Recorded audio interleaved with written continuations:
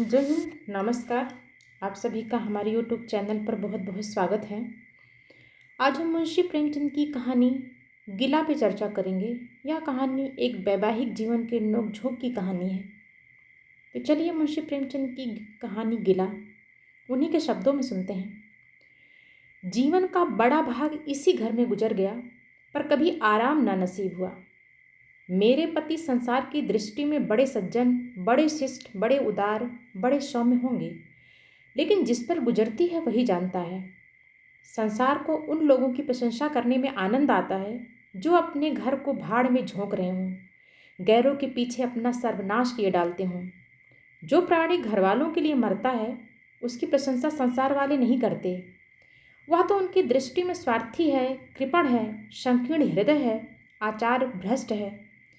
इसी तरह जो लोग बाहर वालों के लिए मरते हैं उनकी प्रशंसा घर वाले क्यों करने लगे। अब इन्हीं को देखो, सारे दिन मुझे जलाया करते हैं। मैं पर्दा तो नहीं करती, लेकिन सौदे सुलभ के लिए बाजार जाना बुरा मालूम होता है। और इनका यह हाल है कि चीज़ मंगवाओ तो ऐसी दुकान से लाएंगे जहाँ कोई ग्राहक भूल कर भी ना जाता हो।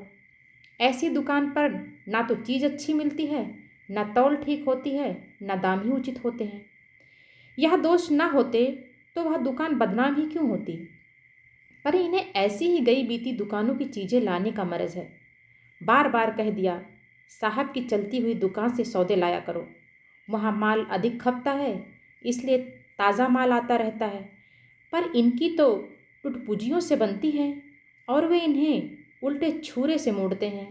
गेहूँ लाएंगे तो सारे बाजार से खराब घुना हुआ, चावल ऐसा मोटा कि बैल भी ना पूछें, दाल में कराई और कंकड़ भरे हुए, मानो लकड़ी जला डालो क्या मजाल की गले।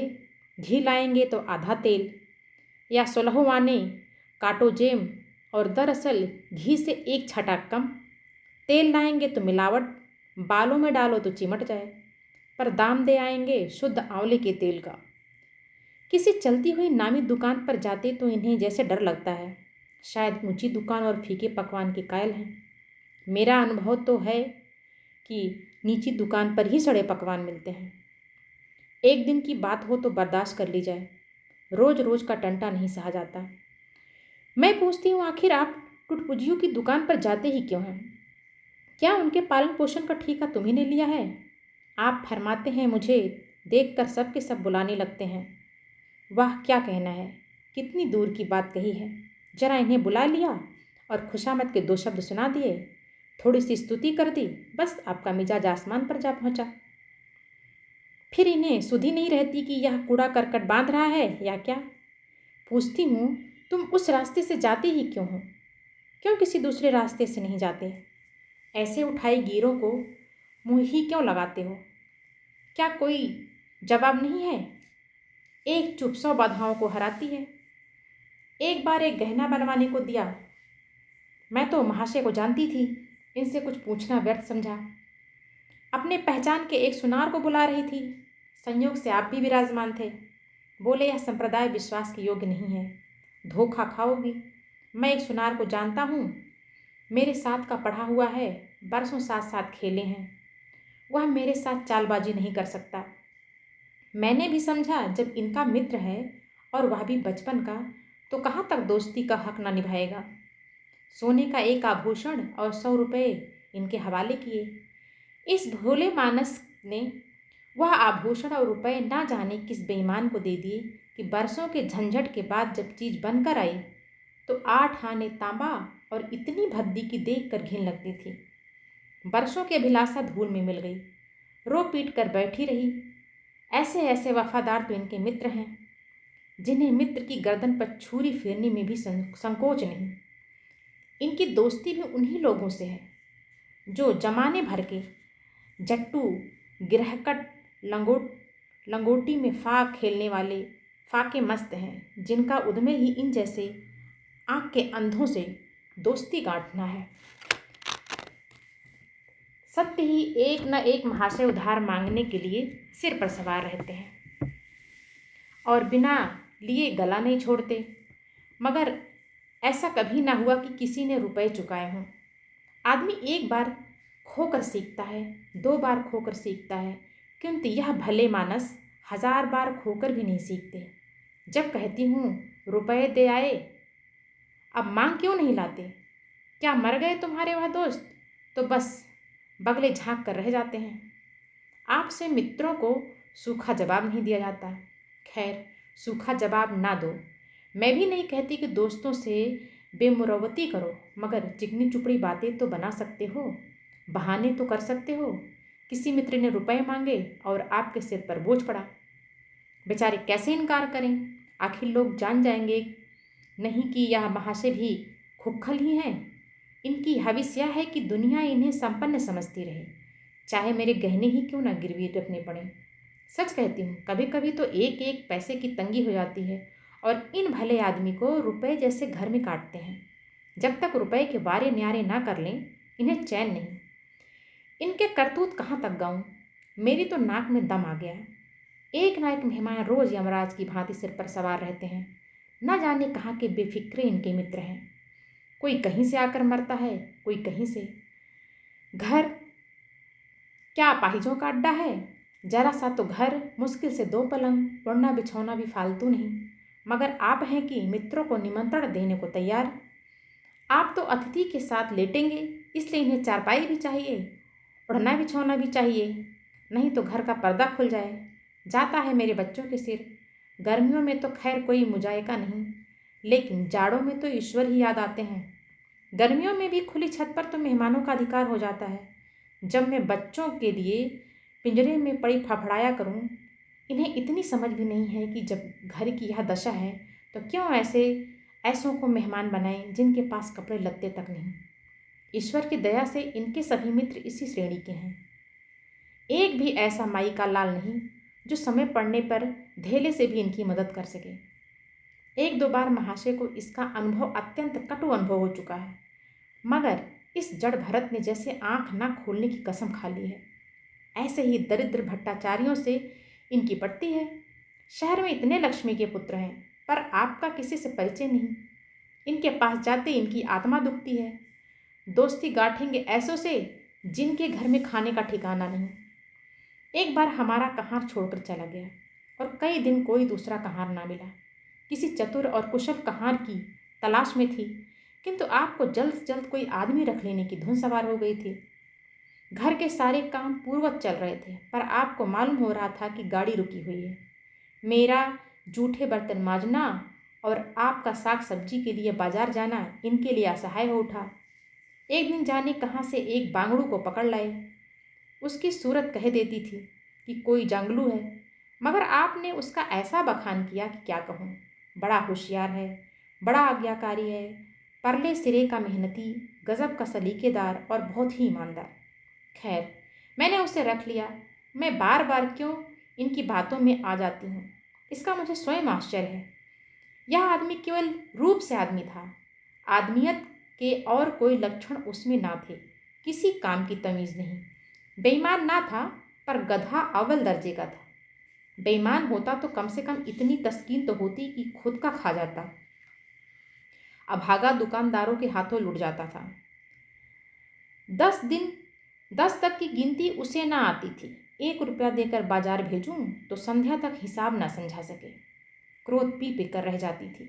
रक्त खौलने लगता था कि दुष्ट के कान उखाड़ लूं, मगर इन महाशय को उसे कभी कुछ कहते देखा नहीं। डांटना तो दूर की बात है। आप नहा धोकर धोती छांट रहे हैं और वह दूर बैठा तमाशा देख रहा है। मैं तो बच्चा का खून पी जाती, लेकिन इन्हें जरा भी गम नहीं। जब मेरे डांटने पर धोती छाटने जाता भी तो आप उसे समीप न आने देते, बस उसके दोषों को गुण बनाकर दिखाया करते थे, और इस प्रयास में सफल ना होते तो दोषों पर पर्दा डालते थे। मूर्ख को झाड़ू लगाने की तमीज ना थी। मर्दाना कमरा ही तो सारे घर में ढंग का एक कमरा है।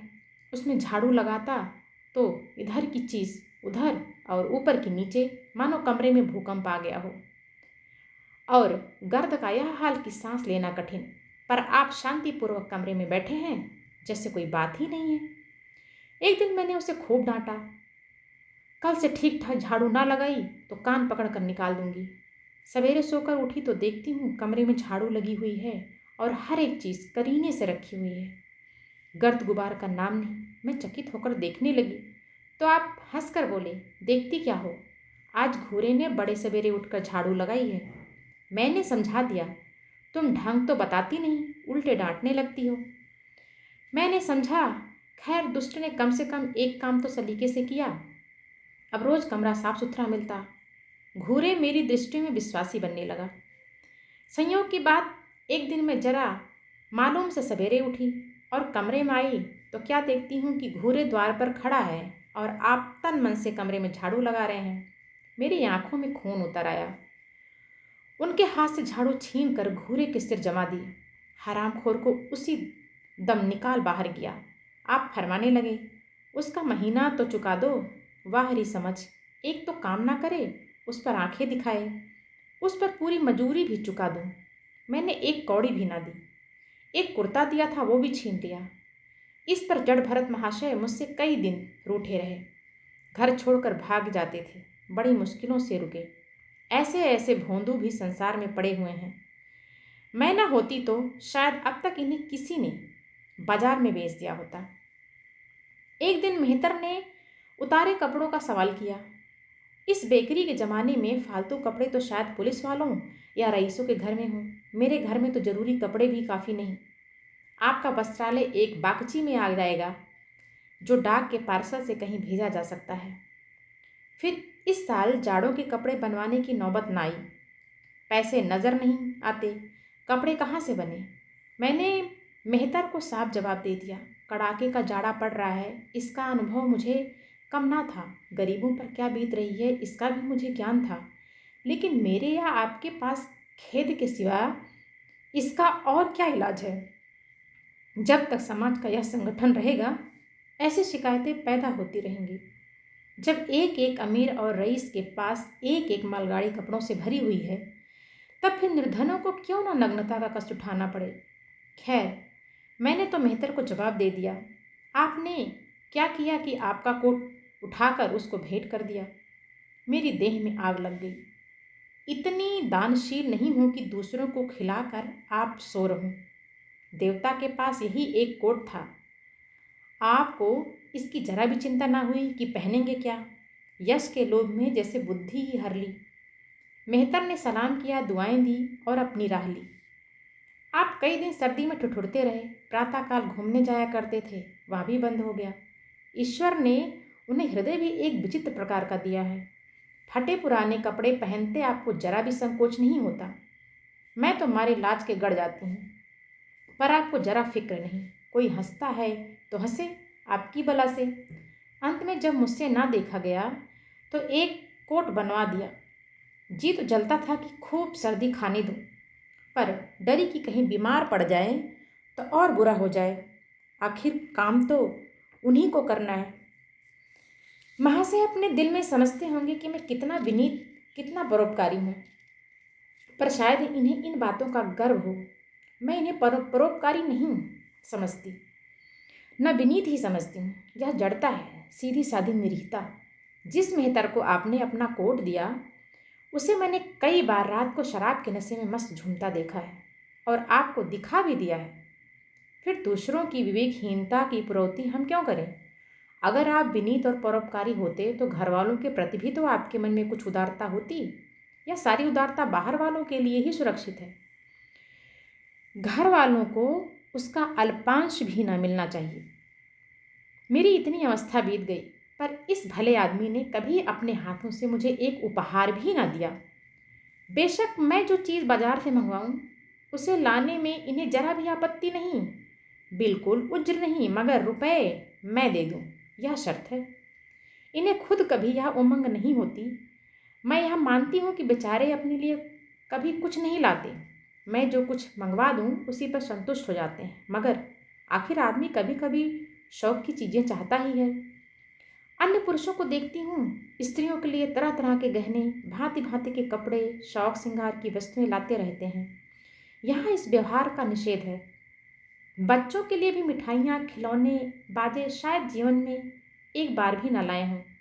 शपथ भी खाली है, इसलिए मैं तो इन्हें कृपण कहूँगी, अरसिक कहूँगी, हृदय शून्य कहूँगी, उदार नहीं कह सकती।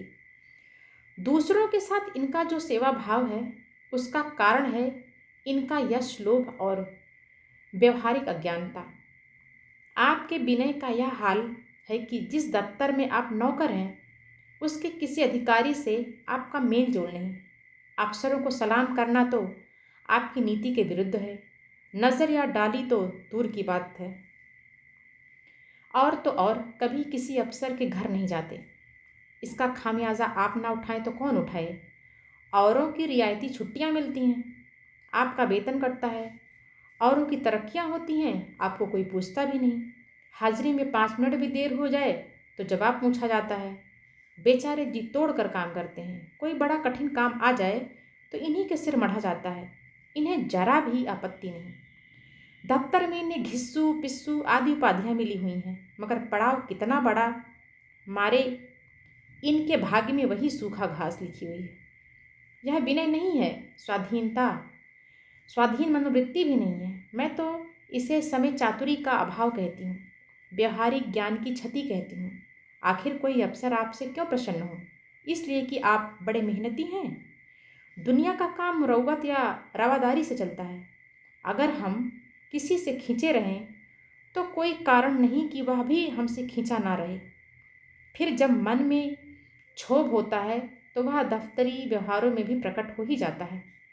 जो मातहत अफसर को प्रसन्न रखने की चेष्टा करता है, जिसकी जात से अफसर का कोई व्यक्तिगत उपकार होता है, जिस पर वह विश्वास कर सकता है, उसका लिहाज वह स्वभावता करता है।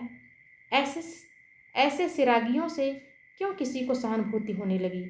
अफसर भी तो मनुष्य हैं। उनके हृदय में जो सम्मान और विशिष्टता की कामना है वह कहाँ पूरी हो? जब अधीनस्थ कर्मचारी ही उसे फिरंट रहें तो क्या उसके अफसर उसे सलाम करने आएंगे? आपने जहाँ नौकरी की वहाँ से निकाले गए, कभी किसी दफ्तर में 2-3 साल से ज़्यादा ना टिके, या तो अफसर से लड़ गए या कार्याधिक्य के कारण छोड़ बैठे। आपको कुटुंब सेवा का दावा है। आपके कोई भाई भतीजे होते हैं तो वह भी इनकी बात भी नहीं पूछते। आप बराबर उनका मुंह ताकते रहते हैं। इनके एक भाई साहब आजकल तहसीलदार हैं। घर की मलकियत उन्हीं की निगरानी में है। वह ठाठ से रहते हैं, मोटर रख ली है, कई नौकर चाकर हैं, मगर यहाँ भूल से भी पत्र नहीं लिखते। एक बार हमें रुपए की बड़ी तंगी हुई। मैंने कहा, अपने भ्राता जी से क्यों नहीं मांग लेते? कहने लगे, उन्हें क्यों चिंता में डालूं, उन्हें भी तो अपना खर्चा है। कौन सी ऐसी बचत हो जाती है? जब मैंने बहुत मजबूर किया तो आपने पत्र लिखा। मालूम नहीं पत्र में क्या लिखा। पत्र लिखा या मुझे चकमा दे दिया। रुपए ना आने थे, ना आए। कई दिनों के बाद मैंने पूछा, कुछ जवाब आया श्रीमान भाई साहब के दरबार से? आपने रुष्ट होकर कहा, अभी केवल 1 सप्ताह तो खत पहुँचे हुए, अभी क्या जवाब आ सकता है। 1 सप्ताह और गुजरा मगर जवाब नदारद। अब आपका यह हाल है कि मुझे कुछ बातचीत करने का अवसर ही नहीं देते। इतने प्रसन्न चित्त नजर आते हैं कि क्या कहूँ। बाहर से आते हैं तो खुश खुश कोई ना कोई शिगुफा लिए हुए। मेरी खुशामद भी खूब हो रही है। मेरे मायके वालों की प्रशंसा भी हो रही है। मेरे गृहस्थ का बखान भी असाधारण रीति से किया जा रहा है। मैं इस महाशय की चाल समझ रही थी। यह सारी दिलजोई केवल इसलिए थी कि श्रीमान के भाई साहब के विषय में कुछ पूछ न बैठूं। सारे राजनीतिक, आर्थिक, सामाजिक, आंचरिक प्रश्नों की मुझसे व्याख्या की जाती थी। इतने विस्तार और गड़वेषण के साथ कि विशेषज्ञ भी लोहा मान जाए, केवल इसलिए कि मुझे वह प्रसंग उठाने का अवसर न मिले। लेकिन मैं भला कब चूकने वाली थी? जब पूरे 2 सप्ताह गुजर गए और बीमे के रुपए भेजने की मिति मौत की तरह सिर पर सवार हो गई तो मैंने पूछा, क्या हुआ? तुम्हारे भाई साहब ने श्रीमुख से कुछ फरमाया या अभी तक पत्र नहीं पहुंचा? आखिर घर की जायदाद में हमारा भी तो कुछ हिस्सा है या नहीं? या हम किसी लौंडी दासी की संतान हैं? 500 रुपये साल का नफ़ा तो 10 साल पहले था, अब तो 1000 से कम ना होगा। पर हमें कभी एक कानी कौड़ी भी नहीं मिली। मोटे हिसाब से हमें 2000 मिलना चाहिए। 2000 ना हो सके तो 500, 250, 100 हो। कुछ ना हो तो बीमा के प्रीमियम भर के तो हूँ। तहसीलदार साहब की आमदनी हमारी आमदनी की चौगुनी है, रिश्वतें लेते हैं, तो फिर हमारे रुपए क्यों नहीं देते? आप हैं। हाँ हाँ करने लगे। कहने लगे वह बेचारे घर की मरम्मत करवाते हैं, बंधु बांधवों का स्वागत सत्कार करते हैं, नातेदारियों की भेंट भाट भेजते हैं, और कहाँ से लावें जो हमारे पास भेजें। बाहरी बुद्धि। मानो जायदाद इसलिए होती है कि उसकी कमाई उसी में खर्च हो जाए। इस भले आदमी को बहाने गढ़ने भी नहीं आते। मुझसे पूछते तो मैं एक नहीं 1000 बता देती, एक से बढ़कर एक कह देती। घर में आग लग गई, सब कुछ स्वाहा हो गया था, या चोरी हो गई, तिनका तक ना बचा, या 10,000 का अनाज भरा था, उसमें घाटा रहा, या किसी से फौजदारी हो गई, उसमें दिवाला पिट गया। आपको सूझी भी तो लचर सी बात तकदीर ठोंक कर बैठ रही। पड़ोस की एक महिला से रुपए कर्ज लिए, तब जाकर काम चला। फिर भी आप भाई भतीजों की तारीफ के पुल बांधते हैं तो मेरे शरीर में आग लग जाती है। ऐसे कौरवों से ईश्वर बचाए। ईश्वर की दया से आपके 2 बच्चे हैं, 2 बच्चियां भी हैं। ईश्वर की दया कहूँ या कोप कहूँ, सब के सब उद्यमी हो गए हैं कि खुदा की पनाह।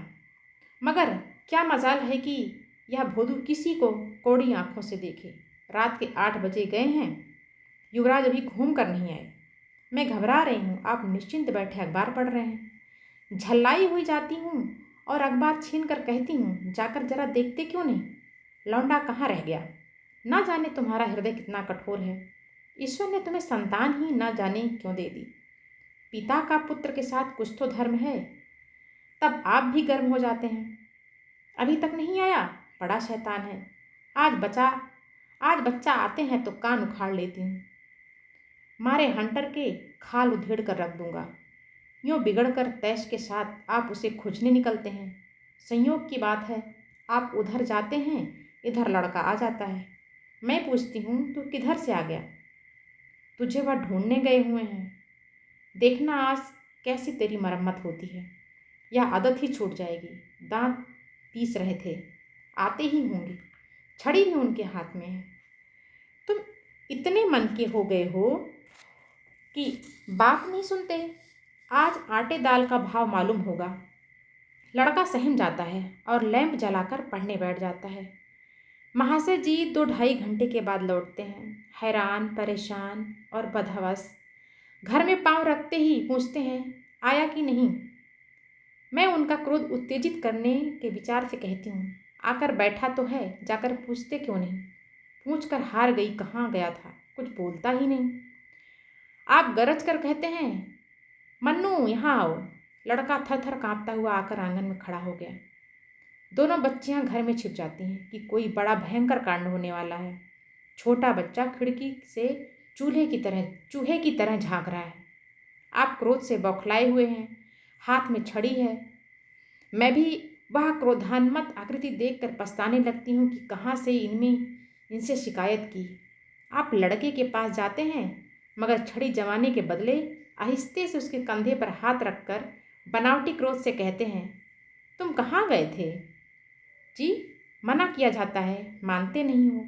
खबरदार, जो अब कभी इतनी देर होगी। आदमी शाम को घर चला आता है या मटर गश्ती करता है। मैं समझ रही हूँ कि यह भूमिका है, विषय अब आएगा। भूमिका तो बुरी नहीं, लेकिन यहाँ तो भूमिका पर इति हो गई। बस आपका क्रोध शांत हो गया, बिल्कुल जैसे क्वार की घटा घेर घार हुआ, काले बादल आए, गड़गड़ाहट हुई और गिरी क्या 4 बूंदें। लड़का अपने कमरे में चला जाता है और शायद खुशी से नाचने लगता है। मैं पराभूत होकर कहती हूँ, तुम तो जैसे डर गए, भला 2-4 तमाचे तो लगाए होते। इसी तरह तो लड़के शेर हो जाते हैं। आप फरमाते हैं, तुमने सुना नहीं मैंने कितनी जोर से डांटा। बच्चे की जान ही निकल गई होगी। देख लेना जो फिर कभी देर से आए। तुमने डांटा तो नहीं? हाँ, आंसू पोंछ दिए। तुमने मेरी डांट सुनी नहीं? क्या कहना है आपकी डांट का? लोगों के कान बहरे हो गए। लाओ तुम्हारा गला सहला दो। आपने एक नया सिद्धांत निकाला है कि दंड देने से लड़के खराब हो जाते हैं। आपके विचार से लड़कों को आज़ाद रहना चाहिए। उन पर किसी तरह का बंधन, शासन या दबाव ना होना चाहिए। आपके मत से शासन बालकों के मानसिक विकास में बाधक होता है। इसी का यह फल है कि लड़के बेनकेल के ऊंट बने हुए हैं। कोई 1 मिनट भी किताब खोलकर नहीं बैठता। अभी गुल्ली डंडा है, कभी गोलियां, कभी कनकौवे। श्रीमान भी लड़कों के साथ खेलते हैं। 40 साल की उम्र और लड़कपन इतना। मेरे पिताजी के सामने मजाल थी कि कोई लड़का कनकौवा उड़ा ले या गुल्ली डंडा खेल सके, खून पी जाते। प्रातःकाल से लड़कों को लेकर बैठ जाते थे। स्कूल से जेहू लड़के आते फिर ले बैठ जाते थे। बस संध्या समय आधे घंटे की छुट्टी देते थे। रात को फिर जोत देते थे। या नहीं कि आप तो अखबार पढ़ा करें और लड़के गली गली भटकते फिरें। कभी कभी आप सींग कटा कर बछड़े बन जाते हैं। लड़कों के साथ ताश खेलने बैठा करते हैं। जैसे बाप का भला लड़कों पर क्या रोब हो सकता है। पिताजी के सामने मेरे भाई सीधे ताक नहीं सकते थे। उनकी आवाज़ सुनते ही तहलका मच जाता था। उन्होंने घर में कदम रखा और शांति का साम्राज्य हुआ। उसके सम्मुख जाते लड़कों के प्राण सूखते थे। उसी शासन की यह बरकत है कि सभी लड़के अच्छे अच्छे पदों पर पहुंच गए हैं। हाँ, स्वास्थ्य किसी का अच्छा नहीं है। तो पिताजी ही का स्वास्थ्य कौन सा बड़ा अच्छा था। बेचारे हमेशा किसी न किसी औषधि का सेवन करते रहते थे। और क्या कहूँ, एक दिन तो हद ही हो गई। श्रीमान जी लड़कों को कनकौवा उड़ाने की शिक्षा दे रहे थे। यूँ घुमाओ, यूँ गोता दो, यूँ खींचो, यूँ ढील दो। ऐसा तन मन से सिखा रहे थे मानो गुरु मंत्र दे रहे हों। उस दिन मैंने इनकी ऐसी खबर ली कि याद करते होंगे। तुम कौन होते हो मेरे बच्चों को बिगाड़ने वाले? तुम्हें घर से कोई मतलब नहीं है ना हो, लेकिन आप मेरे बच्चों को खराब ना कीजिए, बुरी बुरी आदतें ना सिखाइए। आप उन्हें सुधार नहीं सकते तो कम से कम बिगाड़िए मत। लगे बंगले झांकने। मैं चाहती हूँ एक बार यह भी गर्म पड़े तो अपना चंडी रूप दिखाऊं, पर यह इतना जल्द दब जाते हैं कि मैं हार जाती हूँ। पिताजी किसी लड़के को मेले तमाशे न ले जाते थे। लड़का सिर पटक पटक कर मर जाए मगर जरा भी न पसीजते थे। और इन महात्मा जी का यह हाल है कि एक एक से पूछ कर मेले ले जाते हैं। चलो चलो, वहाँ बड़ी बहार है, खूब आतिशबाजियाँ छूटेंगी, गुब्बारे उड़ेंगे, बिलायती चरखियाँ भी हैं, उन पर मज़े से बैठना। और तो और आप लड़कों को हॉकी खेलने से भी नहीं रोकते। यह अंग्रेजी खेल भी कितने जानलेवा होते हैं। क्रिकेट, फुटबॉल, हॉकी एक से एक घातक। गेंद लग जाए तो जान लेकर ही छोड़े। पर आपको इन सभी खेलों से प्रेम है। कोई लड़का मैच से जीत कर आ जाता है तो ऐसे फूल उठते हैं मानो किला जीत कर आया हो। आपको इसकी जरा भी परवाह नहीं कि चोट चपेट आ गई तो क्या होगा, हाथ पांव टूट गए तो बेचारे की जिंदगी कैसे पार लगेगी। पिछले साल कन्या का विवाह था। आपको जिद थी कि दहेज के नाम कानी कौड़ी भी ना देंगे, चाहे कन्या आजीवन कुंवारी बैठी रहे। यहाँ भी आपका आदर्श वादा कूदा। समाज के नेताओं का छल प्रपंच आए दिन देखते रहते हैं, फिर भी आपकी आंखें नहीं खुलती। जब तक समाज की यह व्यवस्था कायम है और युवती कन्या का अविवाहित रहना निंदास्पद है, तब तक यह प्रथा मिटने की नहीं। 2-4 ऐसे व्यक्ति भले ही निकल आवें जो दहेज के लिए हाथ ना फैलावें, लेकिन इसका परिस्थिति पर कोई असर नहीं पड़ता और कुप्रथा ज्यों की त्यों बनी हुई है। पैसों की कमी नहीं, दहेज की बुराइयों पर लेक्चर दे सकते हैं, लेकिन मिलते हुए दहेज को छोड़ देने वाला मैंने आज तक ना देखा। जब लड़कों की तरह लड़कियों की शिक्षा और जीविका की सुविधाएं निकल आएंगी तो यह प्रथा भी विदा हो जाएगी। उसके पहले संभव नहीं है। मैंने जहाँ तहाँ संदेशा भेजा, दहेज का प्रश्न उठ खड़ा हुआ और आपने प्रत्येक अवसर पर टांग अड़ाई। अब इस तरह पूरा साल गुजर गया और कन्या को 17वां लग गया तो मैंने एक जगह बात पक्की कर ली। आपने भी स्वीकार कर लिया, क्योंकि परपक्ष ने लेन देन का प्रश्न उठाया ही नहीं। हालांकि अंतःकरण में उन लोगों को पूरा विश्वास था कि अच्छी रकम मिलेगी और मैंने भी तय कर लिया था यथाशक्ति कोई बात उठा ना रखूंगी। विवाह के सकुशल होने में कोई संदेह ना था, लेकिन इन महाशय के आगे मेरी एक ना चली। यह प्रथा निंदे है, यह रस्म निरर्थक है। यहाँ रुपए की क्या ज़रूरत है, यहाँ गीतों का क्या काम है। नाक में दम था।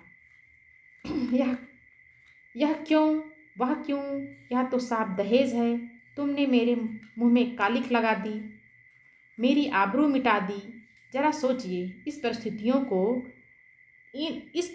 को कि बारात द्वार पर खड़ी पड़ी हुई है और यह बात बात पर शास्त्रार्थ हो रहा है। विवाह का मुहूर्त आधी रात के बाद था। प्रथानुसार मैंने व्रत रखा था, किंतु आपकी टेक थी कि व्रत की कोई ज़रूरत नहीं। जब लड़के के माता पिता व्रत नहीं रखते, जब लड़का तक व्रत नहीं रखता, तो कन्या पक्ष वाले ही व्रत क्यों रखें। मैं और सारा खानदान मना करता रहा, लेकिन आपने नाश्ता किया, भोजन किया। खैर, कन्यादान का मुहूर्त आया।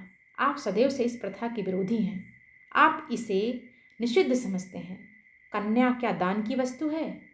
दान रुपए पैसे जगह जमीन का हो सकता है, पशुदान भी होता है, लेकिन लड़की का दान एक लचर सी बात है। कितना समझाती हूँ, पुरानी प्रथा है, वेद काल से होती चली आई है। शास्त्रों में इसकी व्यवस्था है। संबंधी समझा रहे हैं, पंडित समझा रहे हैं, पर आप हैं कि कान पर जूं नहीं रेखती। हाथ जोड़ती हूँ, पैरों पड़ती हूँ, गिड़गिड़ाती हूँ, लेकिन मंडप के नीचे ना गए। और मज़ा यह है कि आपने ही तो यह अनर्थ किया और आप ही मुझसे रूठ गए। विवाह के पश्चात महीनों बोलचाल ना रही। झक मार कर मुझको ही मनाना पड़ा। किंतु सबसे बड़ी विडंबना यह है कि इन सारे दुर्गुणों के होते हुए भी मैं इनसे एक दिन भी पृथक नहीं रह सकती, एक क्षण का वियोग नहीं सह सकती। इन सारे दोषों पर भी मुझे इनसे प्रगाढ़ प्रेम है। इनमें यह कौन सा गुण है जिस पर मैं मुग्ध हूँ, मैं खुद नहीं जानती। पर इनमें कोई बात ऐसी है जो मुझे इनकी चेरी बनाए हुए है। वह जरा मामूली सी देर में घर आते हैं तो प्राण प्राण मेरे सूख जाते हैं। आज यदि विधाता इनके बदले मुझे कोई विद्या और बुद्धि का पुतला, रूप और धन का देवता भी दे, तो मैं उसकी ओर आंख उठाकर ना देखूं। यह धर्म की बेड़ी नहीं है, कदापि नहीं। प्रथागत पतिव्रत भी नहीं है, बल्कि हम दोनों की प्रकृति में कुछ ऐसी क्षमताएं, कुछ व्यवस्थाएं उत्पन्न हो गई हैं, मानो किसी मशीन के कल पुर्जे घिस घिसा कर फिट किए गए हों और एक पुर्जे की जगह दूसरा पुर्जा काम ना दे सके, चाहे वह पहले ही कितना ही सुडौल, नया और सुदृढ़ क्यों ना हो। जाने हुए रास्ते से हम निशंक आंखें बंद किए जाते हैं। उसके ऊंच नीच, मोड़ और घुमाव सब हमारी आंखों में समाये हुए हैं। अनजान रास्ते पर चलना कितना कष्टप्रद होगा। शायद आज मैं इनके दोषों को गुणों से बदलने पर भी तैयार न होंगे। इस तरह से मुंशी प्रेमचंद की कहानी गीला यहीं समाप्त होती है।